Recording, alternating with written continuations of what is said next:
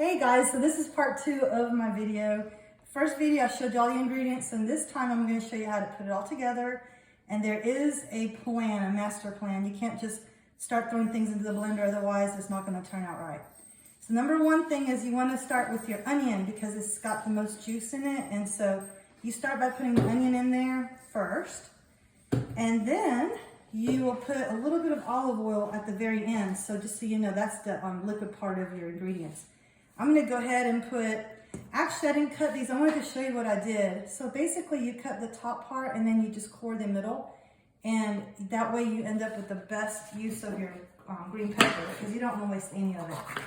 So I'm going to go ahead and cut it like this, throw it all in there. There's really no scientific way of doing this.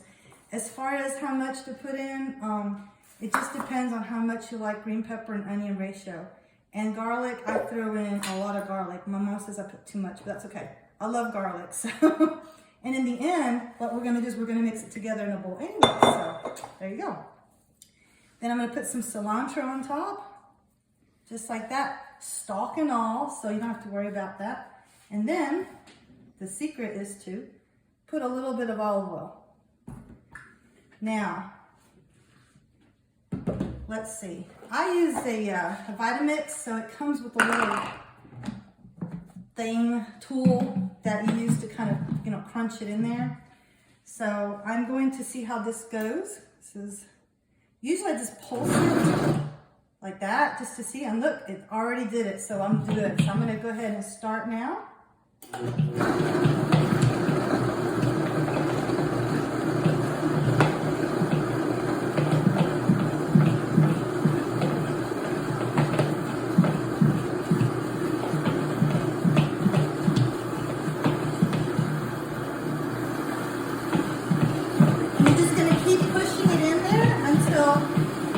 The consistency that you want.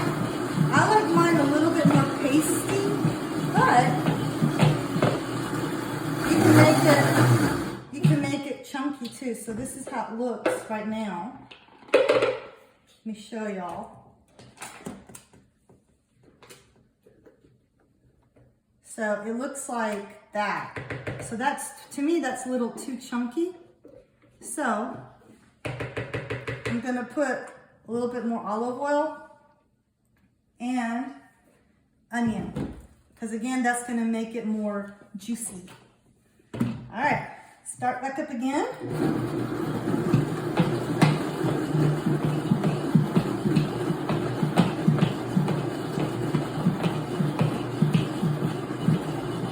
And you're just going to keep going and going. See, there we go. So when it starts to do that, that's when you know that's the green gold, guys. Right there. Oh my gosh, it smells so good in here. Oh, look at that. Woo! It's gonna take off. Okay, this is the perfect consistency. All right, y'all ready to see this? All right, I'm gonna pour it into the bowl. Green gold. Yes, that's it.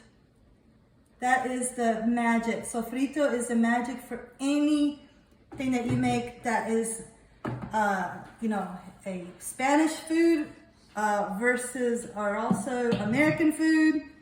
Anything that you want to enhance the flavor, I put it. Anytime I use ground beef, anytime I make chili, when I make spaghetti sauce, anything. So, I mean, it transcends any ethnicity or any kind of culture. So frito can enhance the flavor of whatever you're making. So that's it, guys. And you just keep doing that until you used up all your ingredients. And then what I do is I bag it up into little Ziploc bags. So I didn't get a spoon, but you get the idea. Just spoon it, put it in these bags, and I fill it up a little bit more. And then you zip it up. And that way you have a portion ready for the next time that you cook. So I fill it up about, let me show you how much I put in there. That's how much I put, like half, no, maybe a third of a Ziploc bag full. And then you just stick it in the freezer and you just defrost as much as you need every time you cook. So recently I bought some Ziploc bags that don't want to zip, but that one did fine. All right. And that is how you make sofrito. Good luck. Let me know if y'all need help.